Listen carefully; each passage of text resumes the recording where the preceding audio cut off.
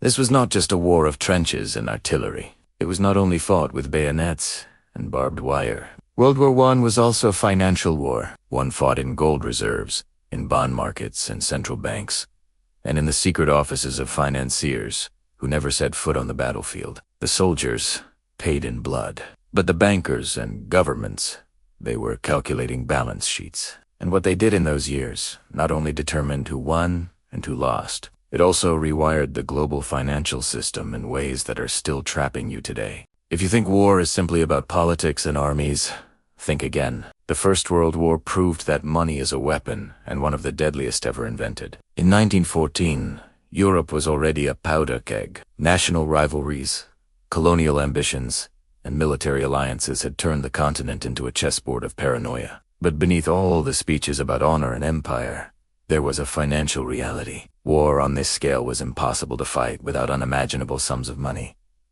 And here is the brutal truth. When leaders chose war, they were also choosing debt. Every empire marching its troops to the front line was also marching its people into a future of economic burden. Yet at the start of this war, most governments believed it would be quick, maybe over by Christmas. They thought they could pay for it the old-fashioned way, with gold, with limited borrowing, with patriotic donations.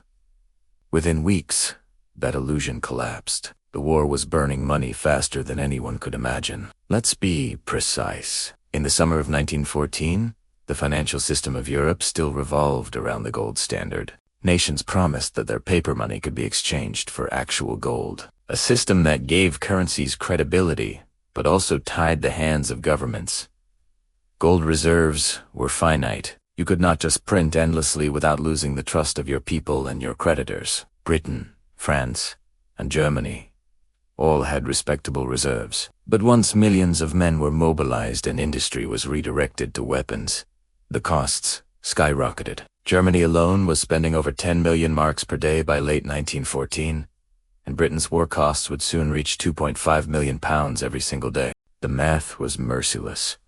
The gold would not last. So the government suspended the rules. One by one, the major powers abandoned the gold standard, quietly admitting to their citizens that money was now essentially a promise backed by nothing more than faith in the state. And that moment, the breaking of the gold anchor, was one of the most important financial shifts in modern history. It showed how fragile the so-called real wealth of nations actually was.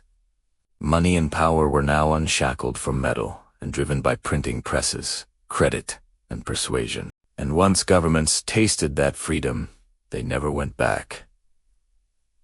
The financial war now began in earnest. For Germany, isolated from global capital markets and blockaded by the Royal Navy, the only option was domestic borrowing. Berlin launched massive bond drives, appealing to patriotism, urging ordinary citizens to pour their savings into war loans. The propaganda was relentless. Posters of heroic soldiers, families urged to sacrifice luxuries for the fatherland, and constant promises that investors would be repaid after victory. In total, Germany raised over 100 billion marks this way. But it was a pyramid built on hope. When defeat came, those bonds were worthless. Millions of Germans saw their life savings wiped out, and that bitterness became fertile ground for extremism in the decades ahead. Economic history always leaves scars.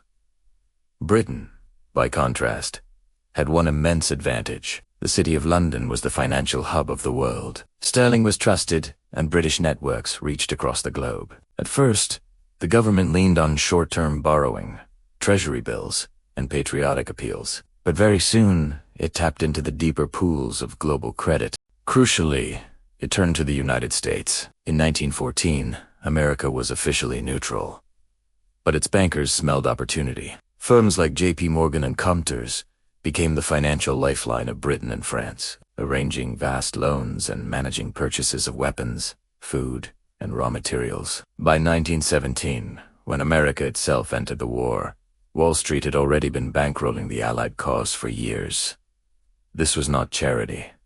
This was power. American bankers earned millions in fees, and the United States emerged from the war, transformed from debtor to creditor, from a financial follower to a global leader. If you wonder how the 20th century became the American century, this is where it begins. Not on the battlefields, but in the ledgers.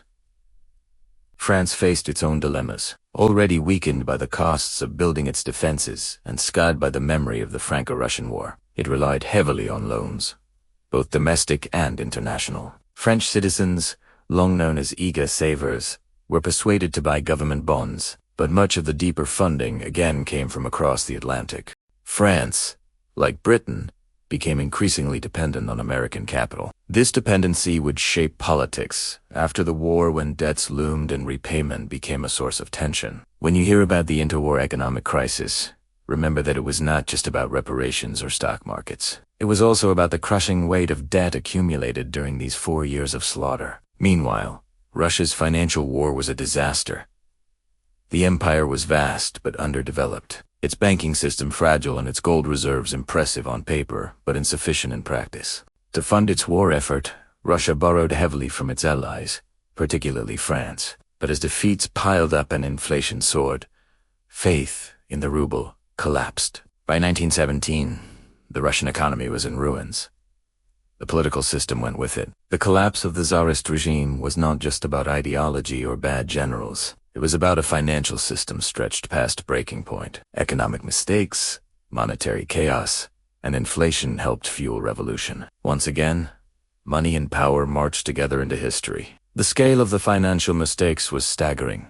By the end of the war, the Allied powers had spent more than $140 billion, while the Central Powers had spent around $60 billion. These were sums the world had never seen before, equal to many times the total pre-war national incomes of the combatants. The result was not only mountains of debt, but also the destruction of the old financial order. The gold standard, once the foundation of global trust, was shattered. Inflation ripped through economies. Germany would soon face hyperinflation so extreme that a loaf of bread cost billions of marks. And ordinary people, workers, savers, small investors were the ones who paid. The wealthy elites, meanwhile, often protected themselves by shifting assets abroad, by buying real goods, by staying close to the centers of power where information leaked first. The lesson was brutal, but clear. In a financial war, the small saver bleeds first. And here's the connection that matters for you today. World War I was the moment when governments learned they could finance the unimaginable by detaching money from reality. They discovered that they could suspend gold, print endlessly, issue bonds to their own citizens, borrow across borders, and then patch the ruins later with propaganda and restructuring. Sound familiar?